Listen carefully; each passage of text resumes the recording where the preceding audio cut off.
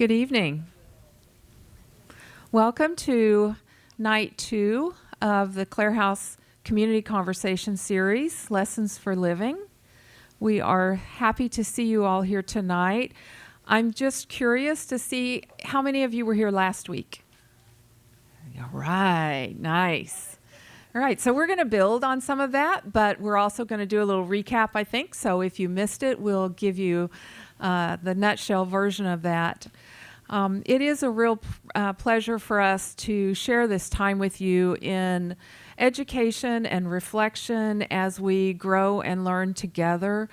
Every day at Clarehouse, we live out our values of kindness, of presence, and hospitality. And in doing that, we provide the care that is so vital to people in our community as they are living through their last days with as much intentionality as they can as well. And for 20 years, we've been doing this. So when it came time to brainstorm about the theme for this year's series, lessons learned seemed like a very obvious choice for us. That was not a struggle at all to think, we've learned so much, we've heard so much, we've seen so much. Let's talk about it and share it.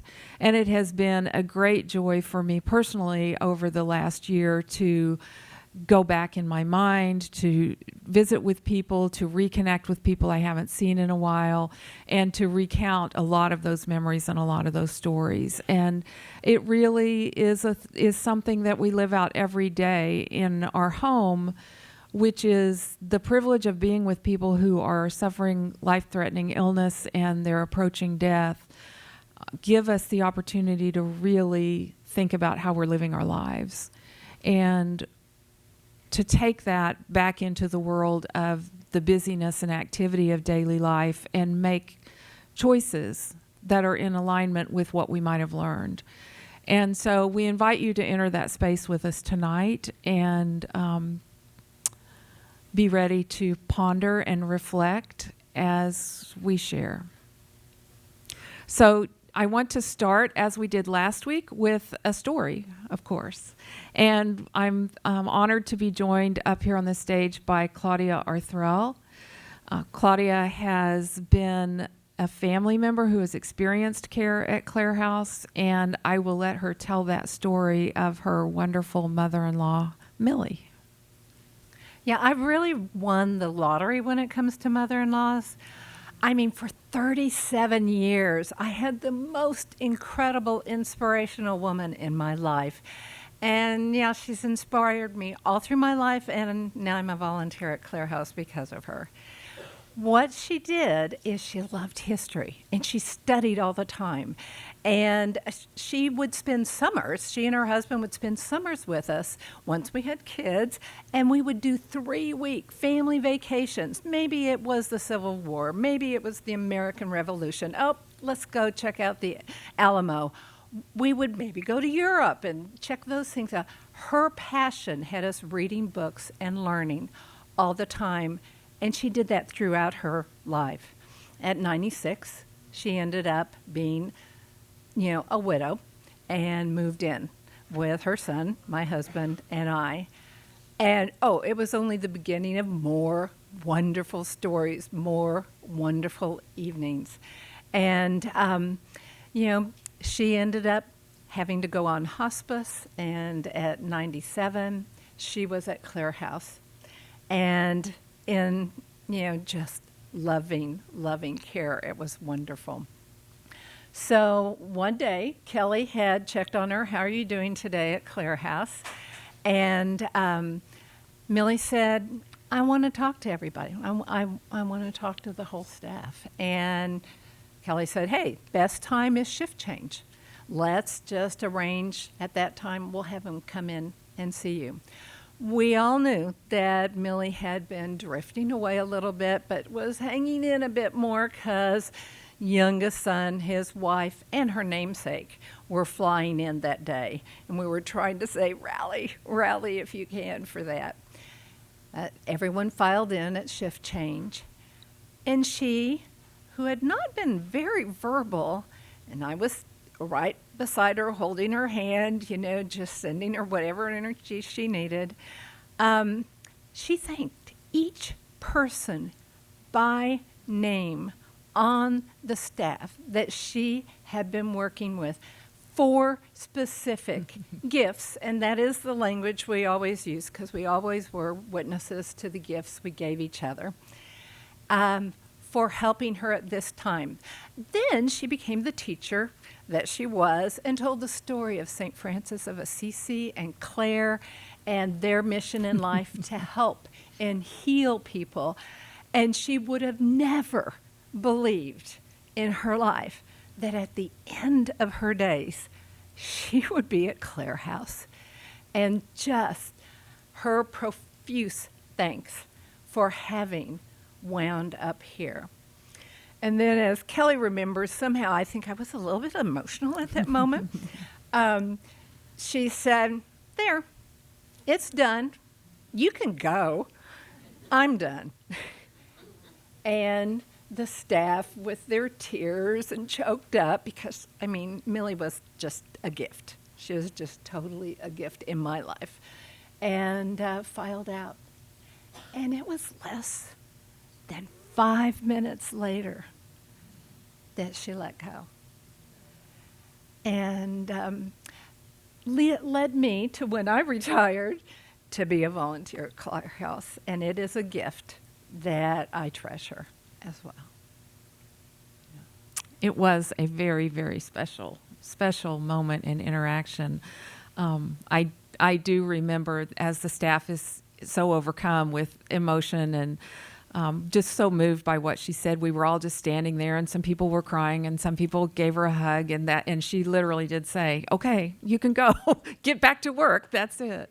But that humor was there even in the end as well. Yeah. And you've carried something away from that experience with you.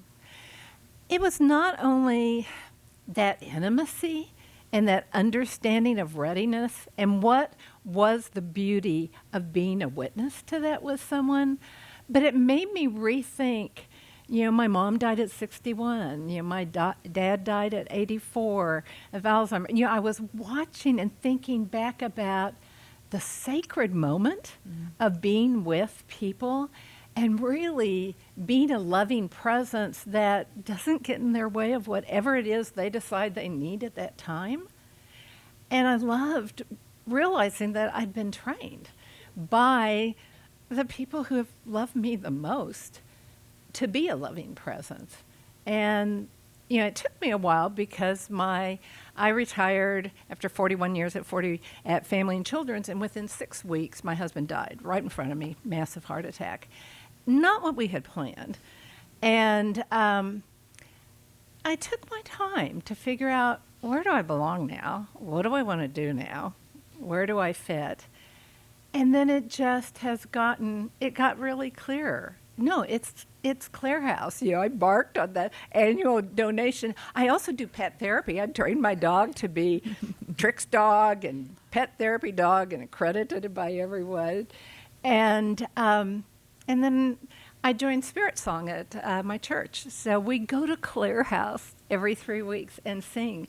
And I don't think I've told you this, but last week, it was the most people, the guests visiting, who came out of the rooms and stood at the doors and listened to us singing on a Thursday night that I had seen from my previous 3 months or 4 months being there singing as part of Spirit Song. It just, the songs are right, being there is right, and the Saturdays that I'm there are just, every Saturday, 12 to 2, they're a gift. It's my gift.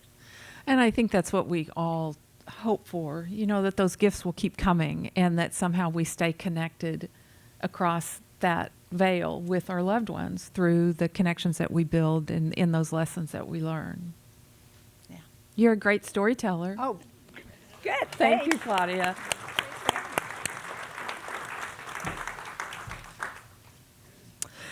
And now we're going to be joined by our Dr. Jennifer Clark, my partner in crime for many of these kinds of events. So true. Okay, we got to do the audio check. Everybody good? Because we want to make sure those in the back can hear us. Okay, sounds great. So you want to catch them up from last week? Sure. Okay, so for those of you who did not hear the instructions, you had some homework to do. If you haven't done already, feel free to do it as needed in the time we talk. But we're going to do a little bit of an exercise today.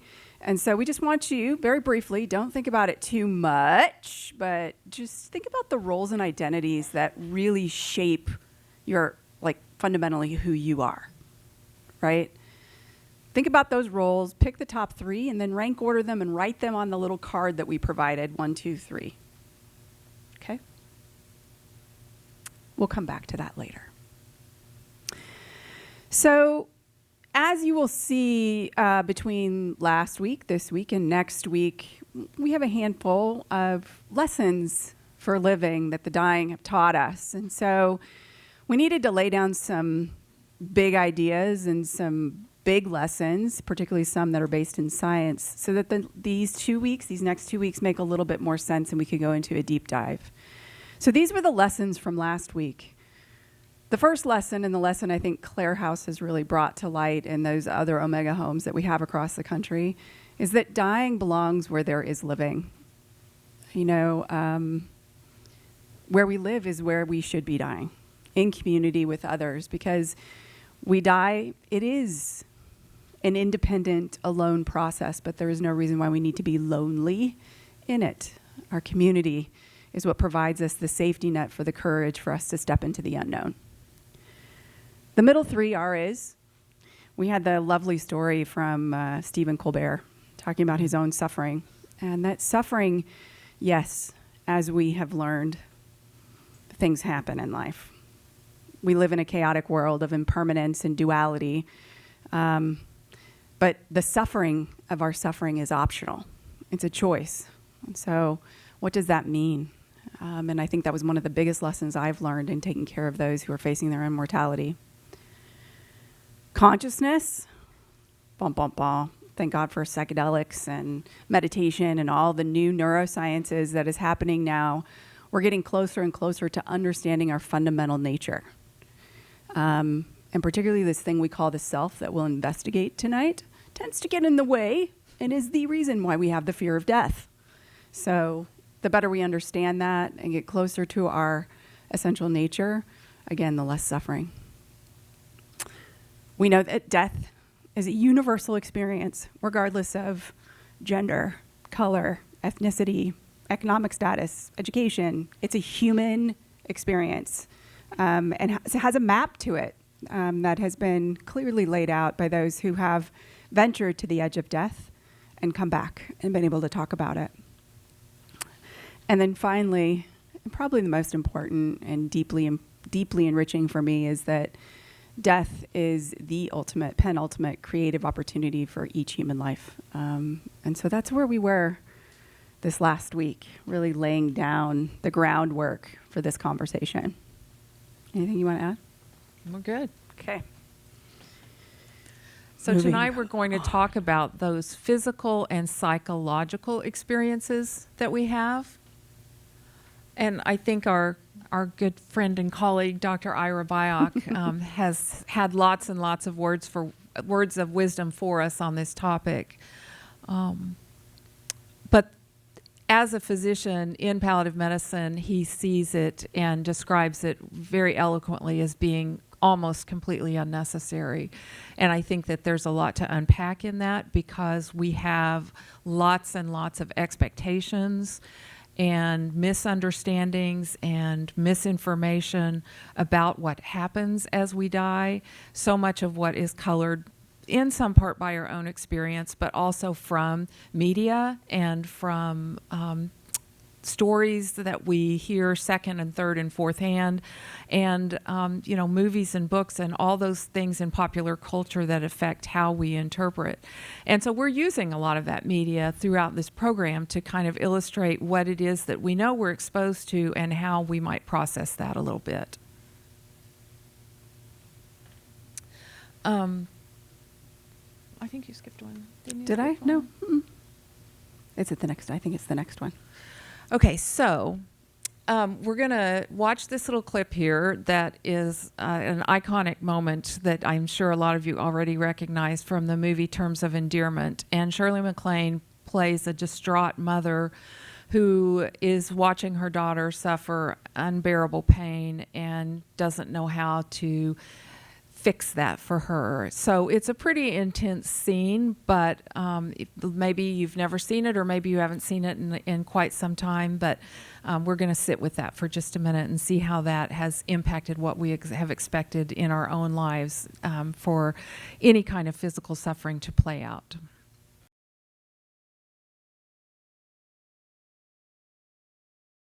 That is our worst nightmare, I think, for all of us.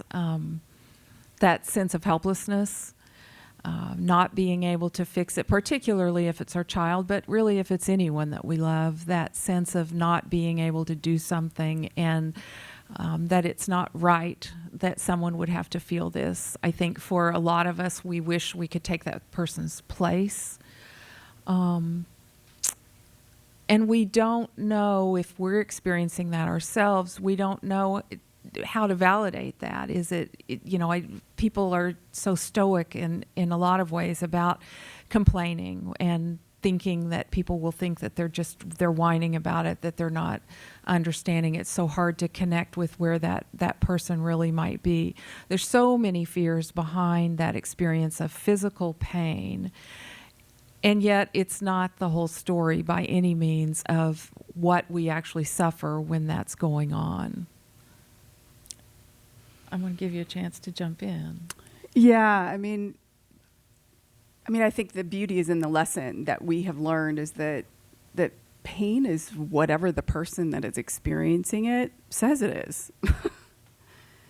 I think as a physician that was trained in a medical system that is focused so heavily on the body, that until we had the blessing of Dame Cicely Saunders and people like Elizabeth Kubler-Ross and all of the mentors that have developed the practices of hospice and palliative medicine in the modern world, because it's been around for a long time, but have really reclaimed this idea that pain is multidimensional and really gets down to the core of who we are. And I think I think pain is the great revealer of our biggest fears and our most unmet needs that we'll talk about. But I think we focus so heavily on the physical pain that as someone who sits with people in excruciating pain, most of it is the physical part's the easy thing to deal with, actually. And I think it is really important to talk about the fact that physical part can be dealt with, because that is what people imagine dying is like, or serious illness is like, is that it's just a body that's racked with pain. And sometimes, yes, but there's such good therapies out there. There's such great medications. There is a scientific approach to pain management that works. And we know that, and we can use it. People are often surprised at Clarehouse that we don't use IVs, we don't use injections, and that we don't have people just screaming and writhing in pain all the time because we have a house full of people who are dying. But we don't, because we do have that expertise. We work with the hospices that bring that expertise, and it is manageable. It becomes one of the least things to worry about sometimes. But it is the thing I think that people associate the most with dying.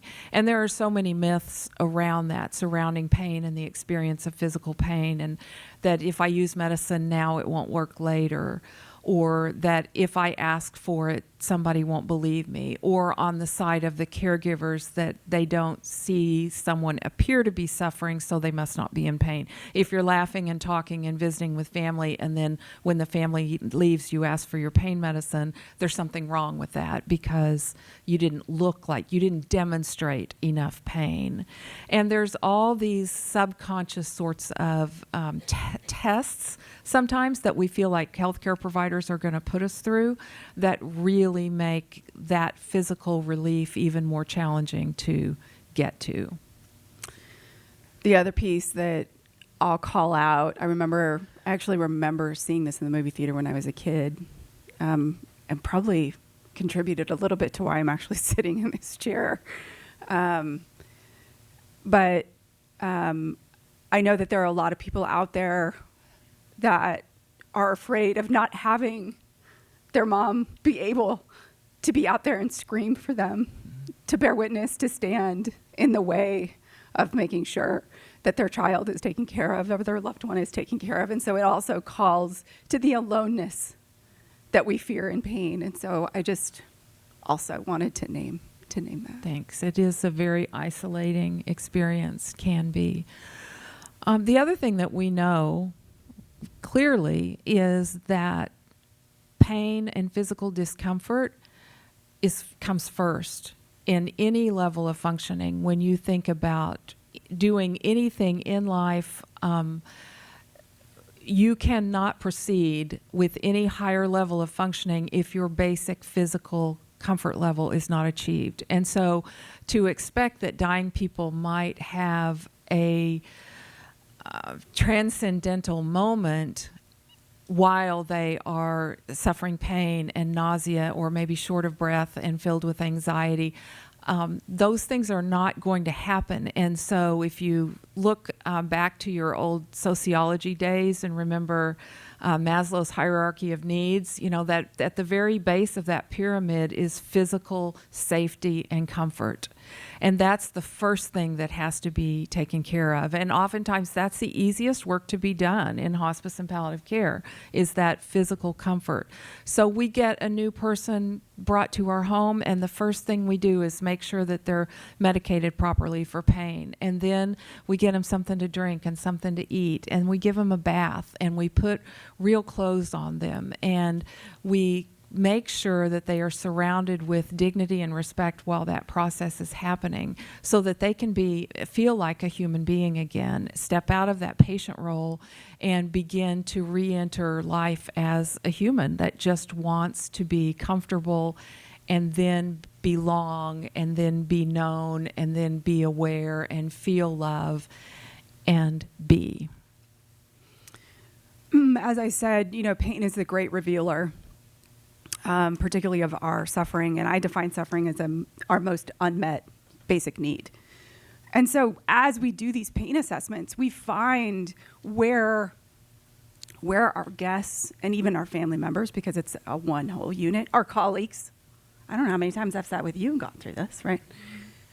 When we're in that moment of suffering, the suffering of being human, we tap into these statements. And you can help people kind of self-assess and self-diagnose their most unmet need. Do I feel safe? Do I feel alone? Am I, sadly, what prevents us from belonging is our own shame oftentimes. And helping people comfortably meet that shame. It may present in physical pain, but most of the time it's heartfelt, deep, deep emotion about where they've been, where they haven't been, the regret, the remorse potentially of their life, the secrets that they have borne, and creating space for that pain to then be processed so they can be fully known for their entire being. And in that, there is a profound awareness that occurs that we're ultimately all connected, right? And we often see that. I think that's one of the most beautiful things I've seen being able to serve at Clarehouse, is this just, I'm not alone. I'm totally known, and I'm fully connected to everybody that's in my family, in and around here. And I don't have to, again, be lonely in this experience of dying. If we're lucky, sometimes we get to see these transcendent experiences like the Millies of the world that say, wink, I'm done and I'm out. I've had a great life. And they make that conscious choice.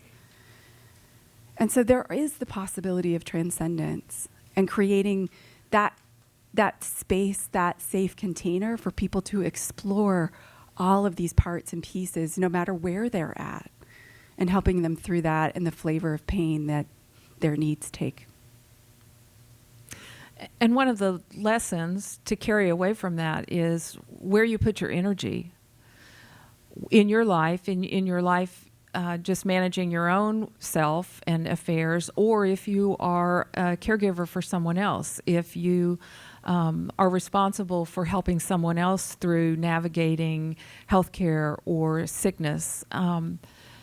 Where are you putting your energy? Is all of your energy going into the medical system, the medical side, doctor visits or hospital visits and appointments and tracking labs and x-rays and making appointments and checking insurance coverage and trying to read your EOBs and all of that? It can be all consuming. And when, as a caregiver or a person dealing with serious illness, if you're completely focused on that physical health, medical, it's not really health care, but that's a whole nother conversation. Jeez Louise. Sick care rather than Yeah. health care. But if that's all consuming for you, you have no energy for those higher levels of processing, of functioning, of setting goals and acting on dreams and expressing your feelings. It's really, really hard to function above that survival level when you're in that situation. And that is the big challenge of how do you begin to withdraw some of that energy that you have invested into managing a system of care and begin or continue to live your life through that process.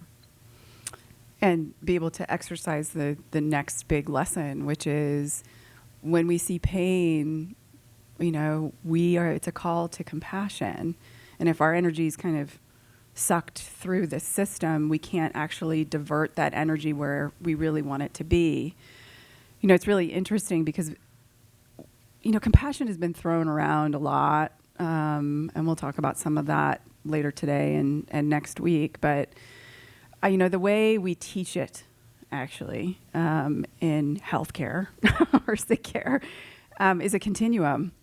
If you've got compassion on the far end, as Brene Brown says, the near enemy of compassion is pity.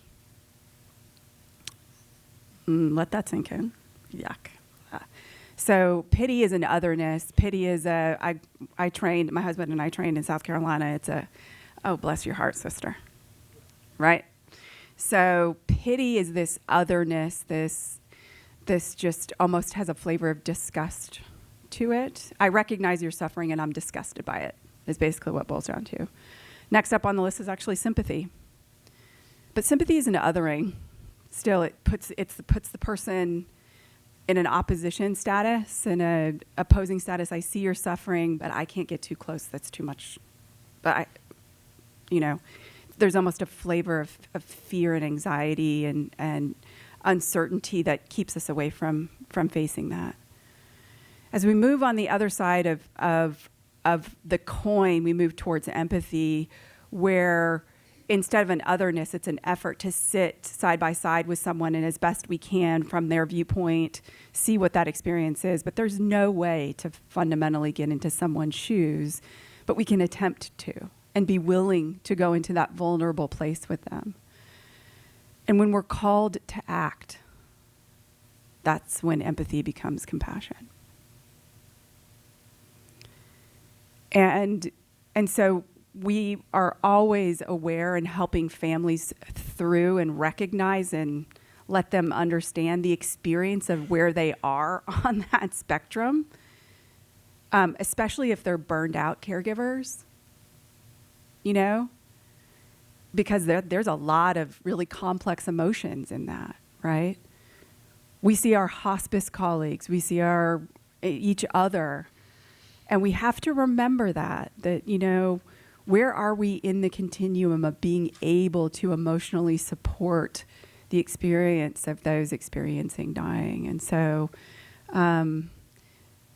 as we support those and as we shift our energies, we have to sometimes name that for people and help them understand what the complexity of that is. Because when you bring dying into community, this comes out, and we're not practiced at it. We don't have the language for it. And so really naming it for people, helping them work through and understand what they're capable of, because the last thing we want to do is overpromise and underdeliver. And fundamental to that is the realization that it's not an individual experience. Yeah. It is, serious illness is a family experience. It's not just about the person in the bed. It's about everybody in the room and how those roles change, how grief happens from the beginning of the first symptoms sometimes. And that grief grows and changes throughout serious illness and approaching death and bereavement, and that all of that is part of the process that involves the individual experiencing it as well as those loved ones that are surrounding them. We're going to do a deep dive into grief next week and what it actually means to feel grief and then grieve, because they are not synonymous. But we wanted to leave you, we couldn't really talk about pain, compassion, and suffering without invoking the Irish poet John O'Donoghue. So if you guys want to sit back and listen to this beautiful blessing that he provided to us.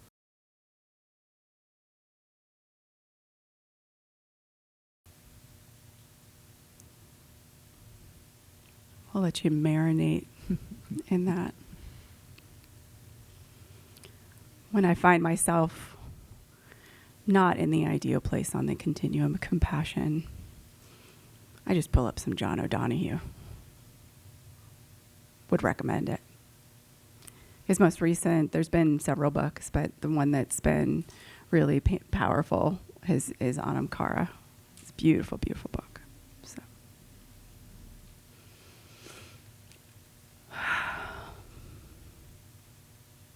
Busy slide, meant to be on purpose. What to look at first? So this is a massive triptych that is in the Pareto. And it's like, it takes up, I don't know, it'd be like this entire wall. And it's the Garden of Earthly Delights. And it's all the things that as humans we get privy to experiencing. But pain, particularly the experience of pain when we are dying, is a play of the senses. And one of the things caring for those who are dying that have taught me is the significant importance of taking time to turn inward. Because there will be a time where you don't get that, you don't get to make the choice. The choice is made for you.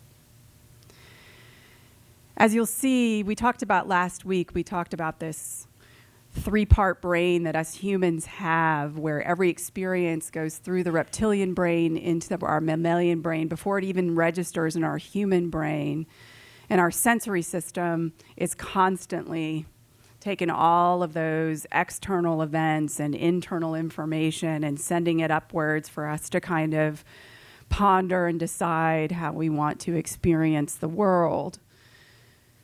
And as we die, one of the big things that happens is that we voluntarily, through this process, because it's so intense, this world of earthly delights, that we begin to turn away from that external events, favoring all of that internal information that's being processed as we exit this existence. People who are dying, it's really interesting how the sensory systems tend to leave us. You know, the Eastern traditions, taste and touch deal with more of the physical body and tend to be some of the first that are released, not interested in eating. If so, it is for pleasure and pleasure only. Gosh, I don't know how many stories we could tell about that.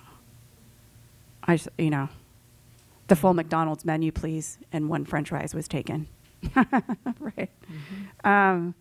So it's about pleasure and actually invoking memory and going back to some of that life review that we talked about last week. And so taste goes, touch becomes very intimate at the end of life. And so very sensitive to what touch is, and very light, sweet, intentional. And as we go further and further through the dissolution of the physical body, then the higher senses, those that deal more with the mind and the emotional life of sight, sense, and sound, those become wildly intense. People who are dying will tell you the reason why they keep their eyes closed is because not only are they privileged of seeing the world that we get to see, but everything else that we don't. All the lights, all the other beings and experiences and energies that surround those who are dying, they get privilege of seeing all of that. In addition to all the craziness think about all the things that we have to deal with on a day-to-day basis. Our sensory systems are bombarded, right? There is no room for anything mysterious. It's too freaking crowded, right? And so learning to withdraw sometimes. It's okay to turn off your phone. It's okay to turn off your phone. Right? It's okay not to have the TV on all the time, not to have things blaring all the time, not to constantly doing doom scrolling, all the things that we do now. We have a hard time just sitting in silence, sitting in the quiet with our own being. The dying taught me the importance of that profound experience, because otherwise there is no room for the mystery. There is no room for internal exploration. You're too busy with the world of, pleasure. So, as your sight goes, smell obviously oftentimes goes with taste, but we often talk about the last sense being that of sound. And sound is the first sense to fully develop, not the first one to start developing, but the first one to fully develop, and the last one to leave us. It's the primordial essence that we have in touch with the rest of the world. Right now, I think one of the big things NASA's looking at is the hum that is the sound of the universe. And it is one of the most primordial things we experience that those who've been able to come back have told us. And so please, please, please, enjoy this world of earthly delights. But there is so much more that we are unprivileged of seeing, and taking some time to exit that and experience your internal world and the mystery that it can bring into your own existence. However, stepping back and thinking about that process and how it affects not just the person experiencing it, but all those around. Emotional, psychological awareness and withdrawal hurts us when someone we love is experiencing something we can't see and feel and tap into. And I think it's really important to go back to this understanding that the body is wonderfully made, and just as it is in creation, coming into itself in a marvelous and miraculous way, it also shuts itself down and leaves this physical world in a marvelous and miraculous way. And those step-by-step changes are normal and expected and fairly easy to chronicle and set and see those milestones.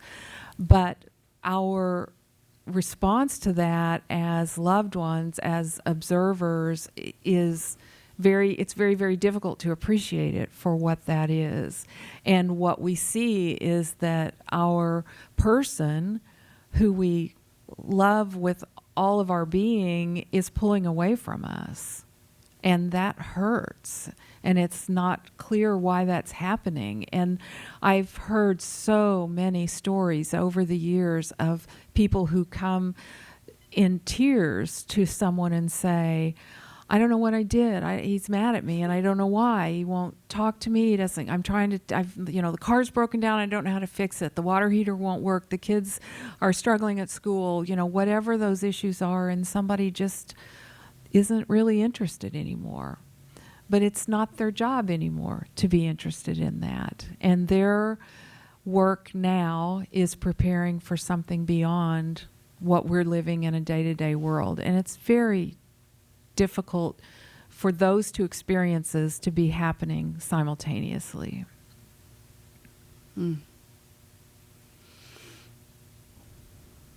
So speaking of a pattern, the scientist in me couldn't go without having some neuroscience in this. So we're going to revisit this sequential processing that we talked about last week. We're going to marry it with that universal pattern that we see in recalled experiences of death and talk about what happens, what we best know about what's happening to those that are dying. So as consciousness begins to leave the body, it actually goes through a de-evolutionary process. It leaves our human brain, moving down into our limbic brain and down to our reptilian brain. And this de-evolution gives rise to these end-of-life experiences that we actually talked about last week. It's this beautiful marriage between what we've learned in science and the stories that have been told in our religious and philosophical wisdom traditions. So think about this and just walk through this journey with me. So at the top of our brain, we have our personality, the things, the outward expression of this body that we happen to be living in. This is how we executively function, make decisions, create, interact with other humans, hopefully from their human brain and not necessarily our reptilian or mammalian brain, but that's how we are. So think about that. If someone's dying and they start going through this sensory withdrawal, their personalities also start withdrawing. And we see this first stage of the awareness of death, that something is pulling away from my experience, right? I'm withdrawing from the external world, and so therefore do not need to wear this personality, these roles, these identities and things anymore. And so there's a social withdrawal that Kelly was talking about, where your circle gets very, very, very narrow in the experience of things. And so as we move then from our upper brain, we're socially withdrawing, we're starting to sensory withdraw. We start getting into our mammalian brain, into that part of the brain where our emotions, our memories, our histories, our habits, our preferences, our traumas, and other unprocessed experiences are lived.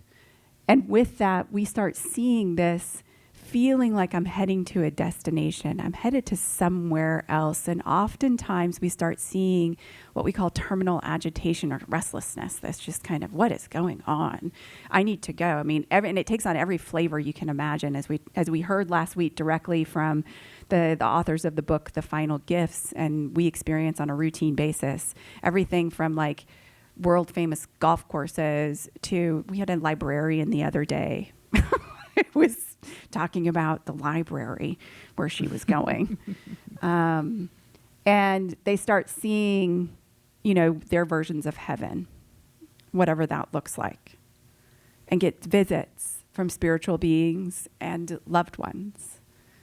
Every child that I've ever taken care of who has been able to articulate their experience of dying, or if they're watching one of their loved ones die, always talks of angels without exception.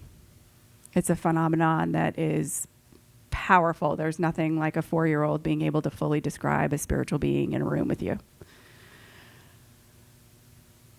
As we move further down into that deep, deep limbic brain and start touching into the diencephalon, we'll oftentimes start seeing this life review occurring. This is where sometimes terminal agitation can be quite profound because someone may be processing a part of themselves that has been hidden for decades. But they also get to enjoy some of the most profound, meaningful experiences of their lives and see it in its totality. And so we see this just dissolution of what we call the internal self, this historical narrative that's really shaped and served as the basis of the personality that was in the higher parts of the brain. And then as we move down into the reptilian brain and we start at the very last phases of consciousness, there is this potential that we talked about for this rapid reintegration of the entire brain to experience a thing called high gamma, which is a brainwave state that leads to terminal lucidity, or for those of us in the business, we call it the pre-death rally. And so it's a profound, as Kelly was talking about, de-evolutionary process that we get to bear witness to and foster. And it's a privilege to do so because it is probably one of the most important experiences for those that are living to bear witness to and care for in the dying, because it is in these moments that actually their consciousness speaks directly and recalls and reminds us of our own consciousness, our own basic essence. But it requires you not to be afraid of it, or at least have the bravery to be in the place with it. And that's what mortality salience is all about, is being able to kind of be with this and in it's a weird word to say, but enjoy and relish and rapture in these experiences with people in its entirety. And people around us may want to brush that off as confusion, medication, something that invalidates what its true nature is, because that just seems so much simpler to understand. And that we're robbed of the opportunity of fully exploring that when we accept that, rather than try to just listen and acknowledge that one of the really, really special gifts of being in the presence of dying or going through that experience is how thin the veil between the physical world and the spiritual world becomes, and that there's a fluidity to that we don't get the privilege of accessing in everyday life. So, get comfortable. We're going to do a little bit of an exercise.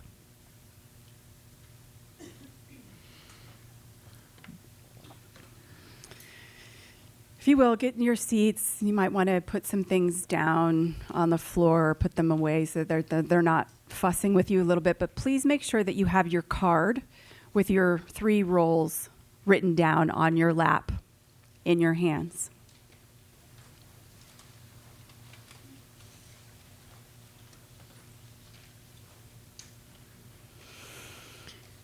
If you feel comfortable, just take a big, deep breath. Help your nervous system to recognize and know that you are safe sitting in your chair in this gorgeous historical theater.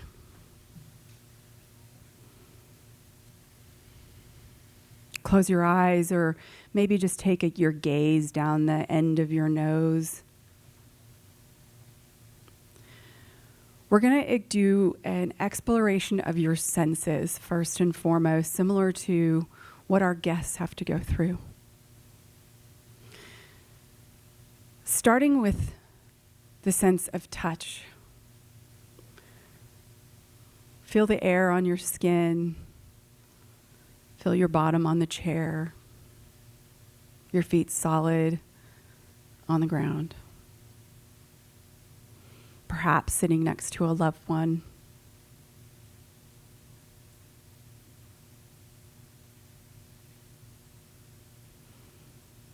Turn that touching inward now and see if you are touched emotionally or have an internal sense of touch, a receptive sense of touch.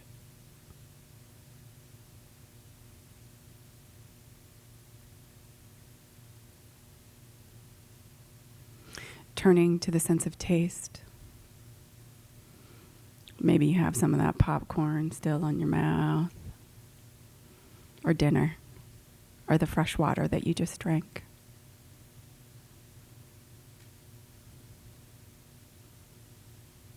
Turning that sensory experience of taste inward. What has been the taste of your day? What has been the taste of this experience? What has been the taste of your life?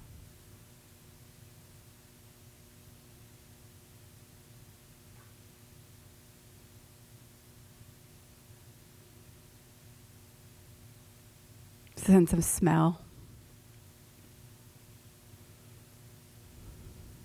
So many smells in this room. Popcorn, sweetness, the dry air. Maybe some of you are smelling the ragweed that we're all suffering right now.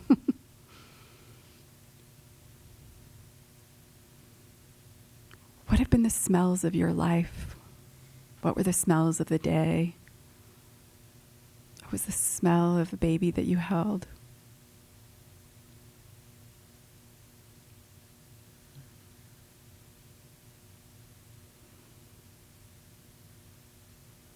Sight. The lights of this room. The openness of the lobby when coming in. All those external things you can take in right now in this moment.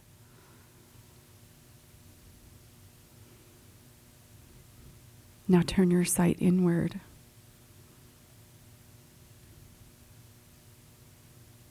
What sights are you receiving right now? What in your mind's eye is being seen?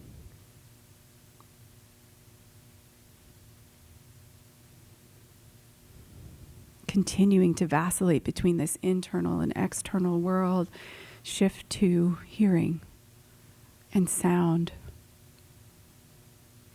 The rumbling of the air conditioner, the tenor of my voice. Perhaps you have a piercing noise.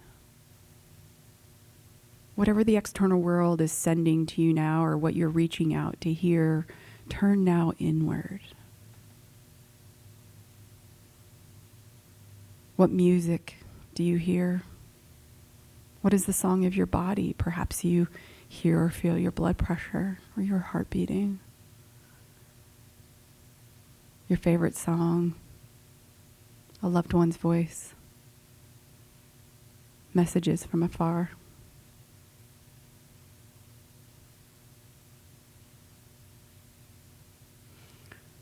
Taking that full sensory experience and turning completely inward. Ask the question, who am I?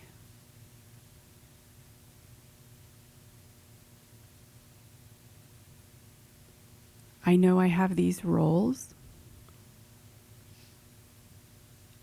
And if you will, please pick up the first one in your mind. Number 3 on your list. Think of that role. Think of the full sensory experience of that, both internally and externally, and why you felt the need to list this as one of the most important identities that you carry in this lifetime. What is the gratitude and awe behind it?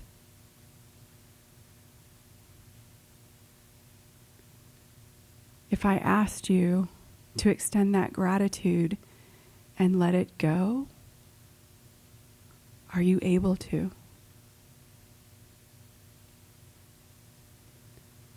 If letting go of that role is a little too tender right now, ask yourself what work needs to be done to fully honor it.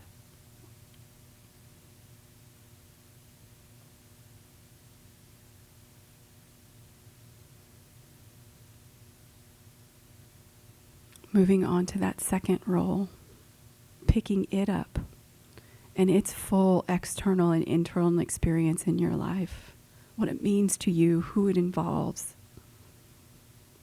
Again, what are you grateful for? And is this role complete? And can you let it go? Or is there something else that you must attend to?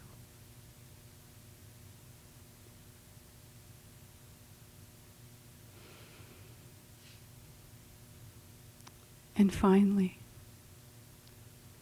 the most significant role of your life. All of those wondrous, positive experiences, heartbreaking experiences that I'm sure that are part of that entire story. What are you grateful for? Why is this so important? And are you ready to let it go? If not, what else needs to be done? What do you need to honor in it?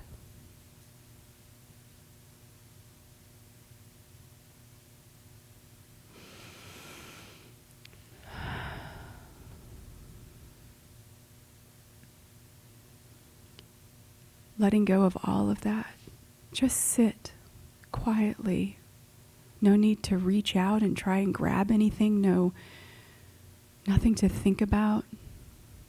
Just let the feelings, sensations, images, and thoughts that come to come. No censorship. Just let it be. Just let yourself be in the silence.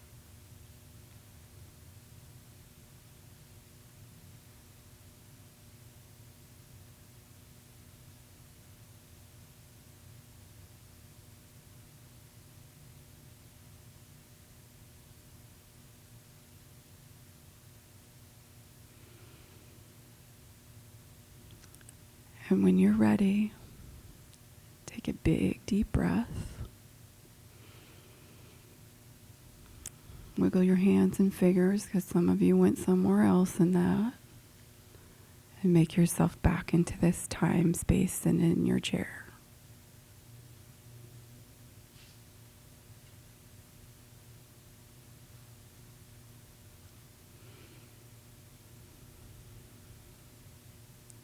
Some of you may feel the need to make a couple of notes about what you're going to do the minute you leave this room.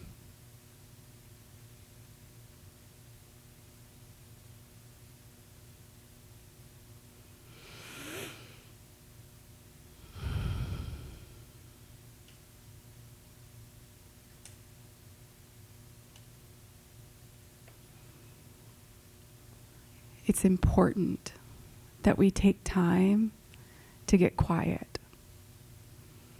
Because when we try to do it for the very first time with someone at the end of life or at our own end of life, it can be some tough work. So be sure to take some time, get quiet, and figure out what matters most.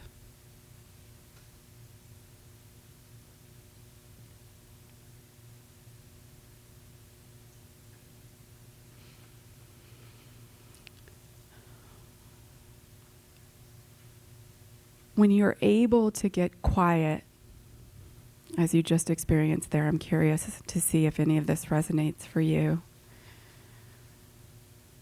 And we get rid of all of the earthly delights, right? We're constantly reaching out for pleasure and pushing away pain and all of those things that we actually forget the busyness, get lost in the busyness and actually forget the deep, deep well of energy, positive energy that can come when we actually align ourselves with the things that matter most. And we saw this, actually, it was funny, last week we got this story of Jared and being able to watch his mother who was living with profound dementia for many decades, had not known her children, grandchildren, loved ones for many, many years, be able in a moment of terminal lucidity, have a conversation with her son for the first time in many, many decades. And afterwards, he came up to me, he was like, I think the biggest experience that I ever had was true, profound gratitude that has yet to wane.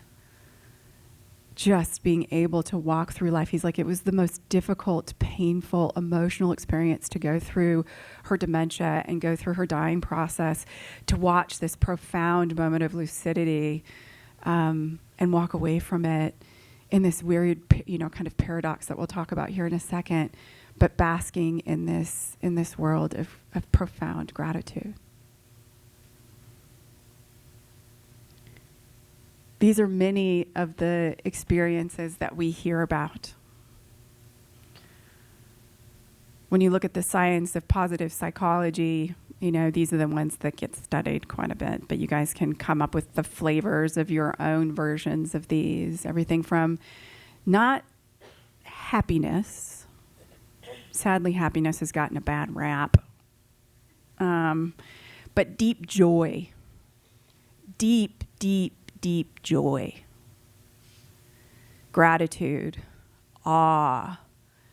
Pride. So there's this sense of accomplishment that I've done something to improve the world and have left it a better place than before I got here. Amusement, of course, right? We always talk about the senses. Well, there's the sense of humor, just as important, right? It's shocking how much there is to laugh about. Oh, and dying? Oh my gosh. We have the darkest humor, for sure.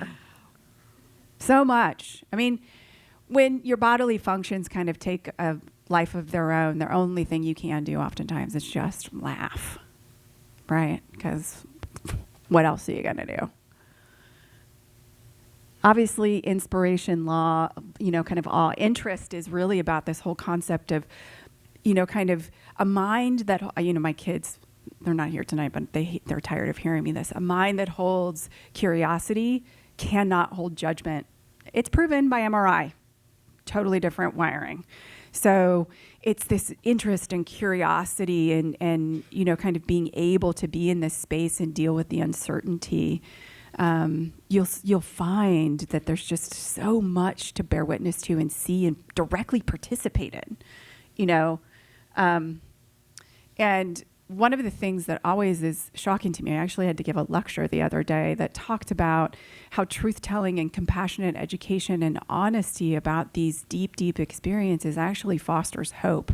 Because in the medical world, there's actually this unhidden, we have a thing called the hidden curriculum. Do as I say, not as I do kind of thing, right? And one of the big things in the hidden curriculum is death as a failure. We all know this, right? This is the underpinning of medical training. Sadly, we're trying to undo that right here and right now, right? We have a few trainees in here. And so in compassionate truth-telling and being with someone who's carrying a life-threatening diagnosis and facing their own mortality, we know they actually can maintain hope and actually foster hope with truth-telling. We've proven that actually scientifically. A colleague of mine did that with families who had children who were dying from cancer. So there is this ability to have this juxtaposed crazy experience and fearful pain and suffering that we talk about that is the, kind of taboo of death. But in that, just by definition of being in this existence, there has to be the other side to it. And when we have the bravery and courage to sit with all of this stuff gets to be unleashed. I think about a woman that I knew in my home hospice days, and she was caring for her husband at home and was trying to do everything right for him, of course. And we got to know each other over the course of about 6 months, so it was a long process. And as his death got closer, I worried how she was going to cope with it, because they were very, very, very close, and she was grieving so hard already. And I went to make that visit on the day that he died, and shockingly, she was happy. She was smiling. She met me at the door and threw her arms around me, and I said, "Are you okay?" And she said, "This is the weirdest thing." She said, "The only thing I can describe this as is euphoria." And she said, "I'm just so proud of him and so proud of myself, and we did it, and we got him there, and it was everything that he wanted, and I made it. And that sense of accomplishment stuck with her for at least 6 months as I was visiting her in her bereavement process. And I don't know how long after that it stuck with her, but that was the overriding emotion at the time of death was just incredible to me. Yeah. So when you have these two massively opposing forces, it creates a powerful, powerful paradox. So I have the privilege of working with a Stanford-trained designer. I teach at TU occasionally, and she's also has an undergraduate degree in art. And we were talking about this paradox, and she was like, "Oh, it's the terrible sublime." Any artists in here understand that? Yeah, see? So think about it. So anything of deep, deep beauty has some sort of paradox, has some sort of intensity of polarity to bring about, the energy of the art piece. As we talked about that on the first night, the polarity of birth and death gives rise to life. And it's the holding of this paradox, or what we call the both and, that really has been taught to us in this world. I was 20 when I first saw this art piece, and it is the first time that I came face to face with suffering and couldn't look away. This is in St. Peter's Basilica. It's, you walk in, you walk into St. Peter's Basilica, and, you got that, right? And I was not prepared, and I turned to the left, and this is the Pieta. This is Mary holding Jesus at his moment of death, like taking off the cross. And there's nothing that, to me, that I've known in my life to articulate the terrible sublime other than seeing this piece of art. I've had the privilege of seeing many, but this was one of those ones that it's just like looking at her as a young mother holding her son. And I've seen this play out over and over in the care of families. Profound beauty, awe, gratitude, with the deep, deep well of sorrow and grief and pain. And, when you look at human development, right? So we've already invoked Maslow. Gosh, I would have loved to have had dinner with that guy. We've already invoked Maslow, and he died prematurely. He died of a sudden heart attack, and it kind of in his prime. And he was writing about that we move through this trajectory of dependence to independence to interdependence, where two people are fundamentally who know who they are and actually can be a service of each other, and as a result move into transcendence. And when we try and teach this developmentally to university students, we always talk about several things that actually are now the markers of adulthood. Because when I was growing up, and most of you, some exceptions, it's you got married, you had kids, and you were financially independent. That was what marked adulthood. That's not the case anymore. So we're still trying to figure out what adulthood is. And the first thing is being able to pause. All that emotion that we were talking about, that middle brain, that like dog brain that like says, I have to do this thing in this moment right now because I had some sort of injustice has occurred, or I'm anxious, or I'm sad, or whatever.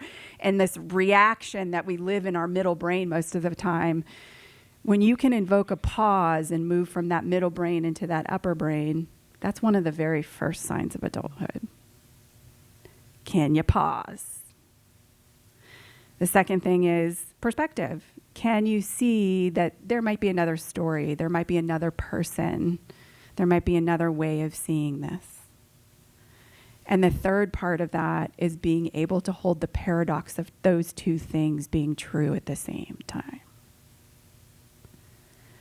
I learned this as a young adult taking care of dying patients. And probably one of the most profound things that they can teach us is this juxtaposition. We started this night off talking about, we got to see Shirley MacLaine embody the biggest thing that we're all afraid of, and Deborah Winger sitting in the bedroom that we can only imagine and, kind of desperately struggling with a body that was dying. And to end with the beauty of awe and gratitude and joy, and know those two things can be married in the same space, is a privilege that I think dying teach us that are living, teach the rest of us that are going through this. So with that, friends, I don't know how much time we have left, but we want to be able to leave you questions, because last week, gosh, I think we could have gone on for another 30 minutes, but we had bathroom breaks and bodily needs to address too. So we wanted to give some time and space for you to kind of share what your thoughts were from tonight, or ask any questions that are burning within inside. Sir. Yes. It made me think of Colin Libby's book, When the Air Becomes a Threat. He's dealing with his own Uh-huh. experience. He says something about as difficult as the thought of death is, you can't live without it. I'm wondering if that might be a variation of it. Yeah, so I'm going to summarize my friend Ron thoughts. So When Breath Becomes Air was written by a physician by the name of Paul Kalanithi. Paul was I don't know if I'm going to get through this one, because we got to meet his wife, Lucy. Paul he's no longer with us, was a neurosurgeon in his training, so he was a resident, right? So young, blooming, well thought of, lovely human being who is an eloquent writer. If you have not read the book When Breath Becomes Air, that is on your to-do list tonight.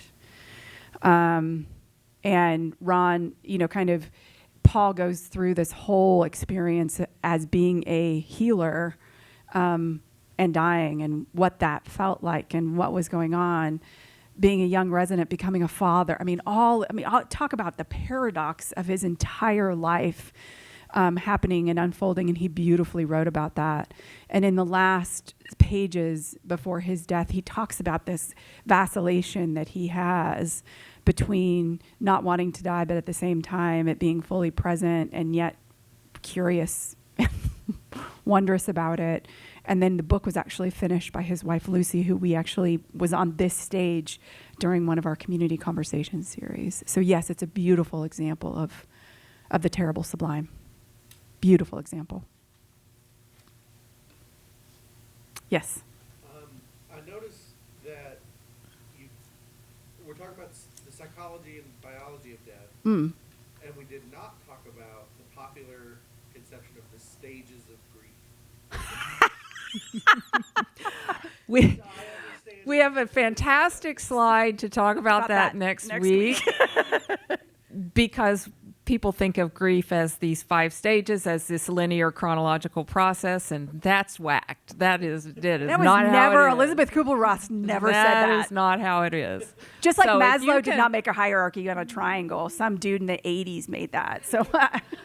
So if you can hold that thought, we're going to talk about that next week.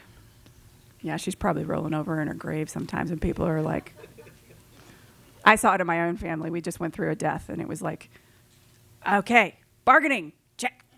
Acceptance, check, check. It's like, anyway. Yeah. Yeah, exactly. So when a person's dying and they go through the agitation stage, so is it appropriate then to give them morphine? Yes. Let them their experience. Well, there has to be some assessment that goes along with that. Where is it coming from, and what is this? What is this revealing about the experience? Sometimes people need a little extra help to get their anxiety level manageable to a point that maybe some other things can happen. Sometimes that anxiety, particularly with people that have experienced trauma, combat veterans, sometimes really severe alcoholics, people that have had very, very traumatic experiences, if those things come back up and are bubbling to their awareness at a time when they can't process it, then it is a suffering that we have to treat in a way that provides them the most relief, and that might be medication. Not everything's fixable. at the end. Not everything is processable. Not everything is something that we can counsel and discuss and reveal our way out of. And so it really requires some very intentional assessment and understanding of exactly what might be happening, as much as we can figure that out, to gauge what the best response to that is. I don't think there is a one way fits all in that situation. Yeah, the kind of the basis and always event that happens in that is bearing witness, is never to leave them alone in that process. So always having a loving presence with them is always important in that agitation, so that they have some sort of semblance of safety. And if medication comes into that, counsel comes into that, then we'll do that. But yeah, it's sometimes, yes, it's pain. Sometimes it's anxiety. Sometimes there is like severe kind of delusions, visions, whatever you want to see them. And so helping them create enough space so there's meaning that can be made in that. And sometimes that requires medication. Sometimes it's just talking through it. Sometimes it just requires bearing witness.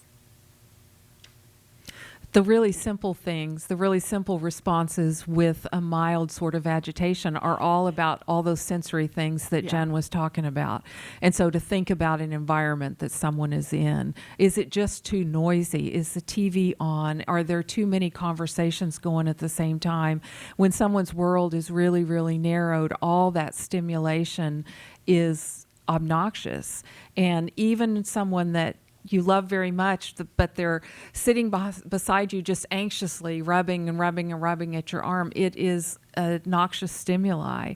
And so to be able to remember those simple things about creating an environment of peace and comfort and presence might mean being quiet and being there. And that in itself can have as much or more effect than pharmacology can at that point. We have time for one more question because it's already 20 after, so. Last week, got home and I wondered how genuine mental illness, particularly serious mental illness, schizophrenia, affects this process and how the responses change or modified, or how you respond to them. God, great. Not remediated. Yeah. mental illness. So question, just for those who didn't hear it, is how does serious mental illness that is cohabitating with the dying process? So someone who's a schizophrenic, they may be suffering from end-stage schizophrenia, who may be dying from another physical process. So how we deal with that. And there is no one size fits all. But there is definite complexity that gets into that, and working with medications, working with counseling, knowing what's happening coming into and preparing as much as we can for some sort of psychotic break is really important. But we do know, this is when I go to my conference, the American Academy of Hospice and Palliative Medicine, there is an entire path that's dedicated to just this. And so it's difficult, and there is not one size fits all, and we're just starting to really be smart about anticipating what is likely to happen in those moments when we can't create the space between reality and the mental illness that has taken over. So great question. I think that's it for the night, guys. We'll be excited to see you next week. We'll wrap up with our last emotional and spiritual. Yeah. Our last session. So again, we'll be back here 6:15, opening of the doors. We'll start about 7 and talking about all those grief things, and we'll talk about icons and archetypes and ideologies and all of that, and wrap our community conversation series for this year. And if you would please take just one more minute and fill out the survey. If you haven't done that already, it'll be picked up at the door. Thank you all for Thank you being so here. much. Thank you for your time.